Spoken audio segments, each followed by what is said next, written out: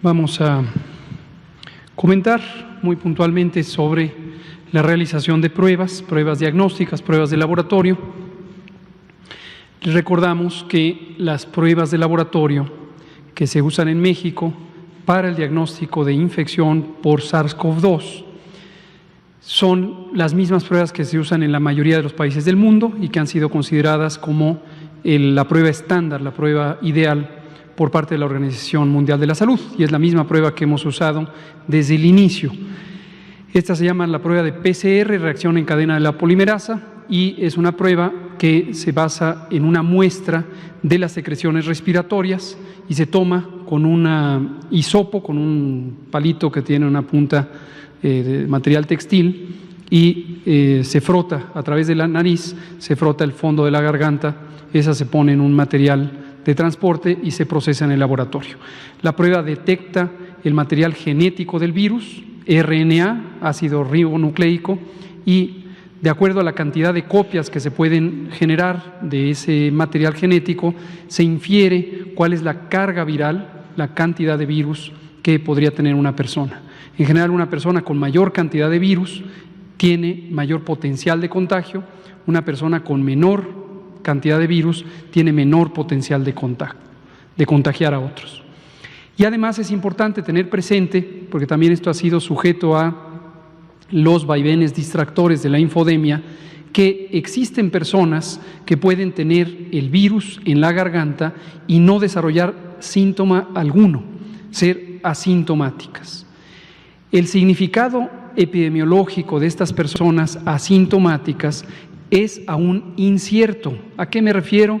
Existe que una proporción posiblemente importante de personas en la población podrían tener el virus, pero no tener síntomas, y se considera que eso podría ser factible, que contagien porque están, desde luego, caminando en el espacio público sin darse cuenta que están infectadas y estar propagando el virus.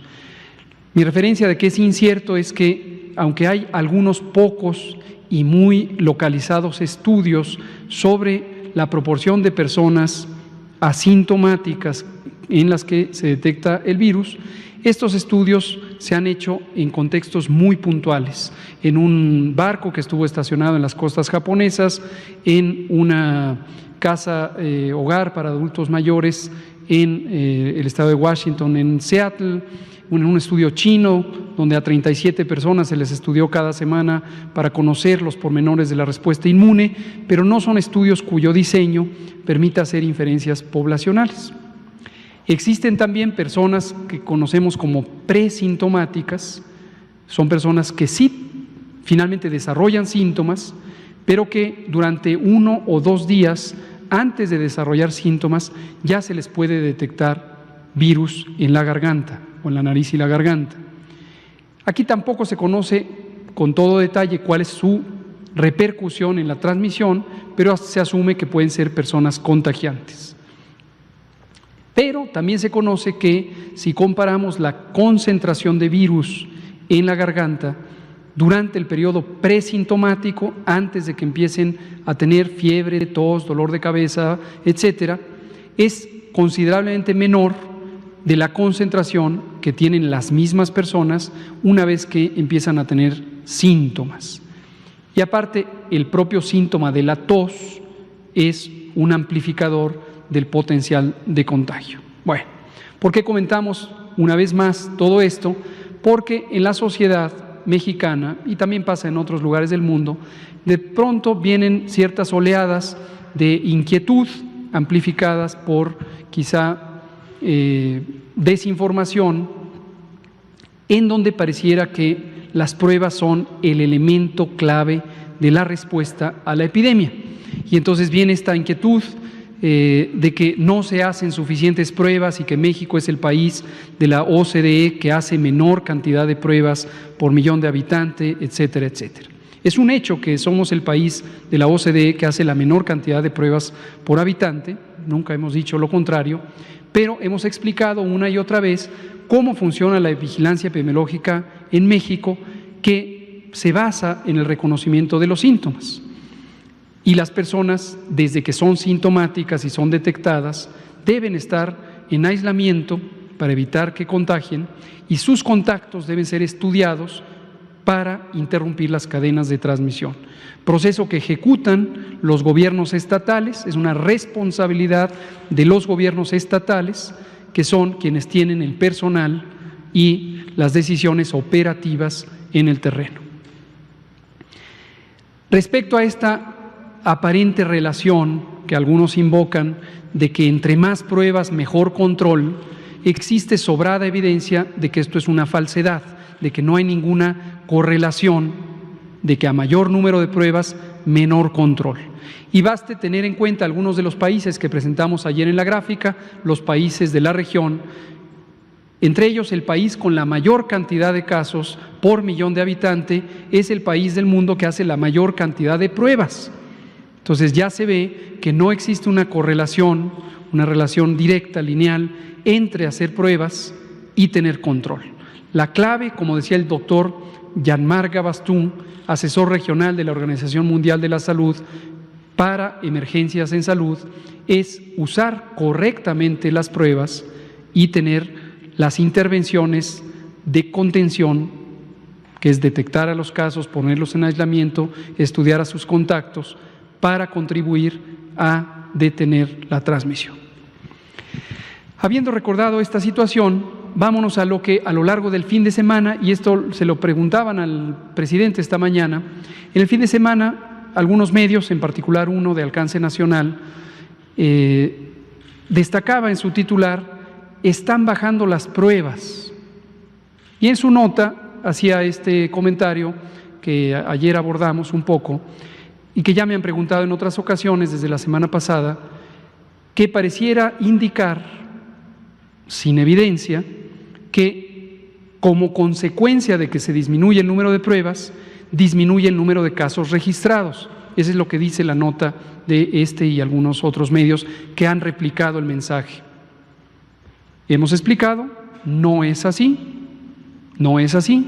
El lineamiento de vigilancia epidemiológica no ha cambiado respecto a la indicación de hacer pruebas, y la cantidad de pruebas que se hace depende de cuántas personas con síntomas son detectadas como casos sospechosos y, por supuesto, si éstas han bajado, en la medida que bajó el número de contagios, pues se hacen menos pruebas. Cuando tengamos muy pocos casos sospechosos, habrá muy pocas, realmente muy pocas pruebas. Entonces, lo que es completamente equívoco, y invitamos a los distintos medios que tengan esta confusión a que revisen este material o que se informen o que muestren evidencia de lo que sostienen. Asumimos que tienen la responsabilidad de buen periodismo y que tienen un compromiso con la verdad y que estarán gustosos de presentar evidencia de lo que dicen, pero si no, con gusto aquí les damos la evidencia que directamente procede de los datos epidemiológicos del país que generan todas las entidades federativas, todos los gobiernos estatales. Veamos aquí cómo se identifican estos datos. Estas son curvas epidémicas nuevamente, estas son semanas epidemiológicas contadas de la 1 hasta la 34, en este momento estamos en la semana 35, empezó ayer domingo. Estos son casos, número de casos registrados para cada una de estas semanas. Las columnas tienen dos colores, la zona azul son el número de casos para cada semana que tiene muestras tomadas, muestra para procesamiento diagnóstico por laboratorio. La pequeña zona de color magenta que está en la parte baja, de color oscuro, son casos sin muestra, personas a las que por distintas razones no se le tomó una muestra. Ya se puede ver apreciativamente que la enorme mayoría de personas que han sido detectadas como casos sospechosos semana tras semana han tenido muestra y una pequeña proporción no han tenido muestra. ¿Cuál es la proporción de personas con muestra? En esta línea verde se muestra precisamente eso, la proporción de muestreo, que la leemos en este eje, de 0 a 1, es una proporción, se interpreta como un porcentaje, este es 100%, 50%, 30, 20, 10, 0. Y vemos que al inicio de la epidemia teníamos un porcentaje de muestreo de 50%. Cabe aclarar que el lineamiento de vigilancia epidemiológica estipula 100% de los casos graves se deben muestrear, 10% de los casos leves, por razones que hemos explicado extensamente. Y vean cómo a lo largo de la epidemia, conforme aumentaron los casos, aumentó el porcentaje de muestreo, a llegar casi al 100%. En las semanas que hemos estado haciendo referencia, que son desde la semana 30, 31, 32, 33 y ahora la 34, donde vemos un descenso de la epidemia va a la baja, el porcentaje de personas con muestra no solo no va a la baja, ha subido. Entonces, no hay ni una indicación ni la práctica de reducir el muestreo en tanto lleguen personas con síntomas, se identifiquen como casos sospechosos, se les tomará una muestra para diagnóstico. Finalmente, esas muestras se procesan en el laboratorio y algunas salen positivas al virus SARS-CoV-2, otras salen negativas. ¿Cuál es la proporción o porcentaje que salen positivas? Lo vemos en esta línea de color naranja, que lo mismo se interpreta aquí, y vemos que empezó a subir el porcentaje justo cuando estábamos en la fase 2 y la fase 3, en la que todavía estamos. Hemos tenido cerca del 50% de positividad y a lo largo de las semanas en las que va disminuyéndose la epidemia, disminuye la proporción de muestras que resultan positivas. Es decir, aunque se toman más muestras, resultan que una proporción, un porcentaje menor es positivo. Entonces, toda aquella persona que tenga una confusión, que piense que es un truco disminuir el muestreo, sepa que no se ha disminuido y que la disminución de la positividad es un efecto de que la frecuencia con las que las personas se infectan con el virus SARS-CoV-2 va disminuyendo porque la epidemia está ya en una fase de reducción.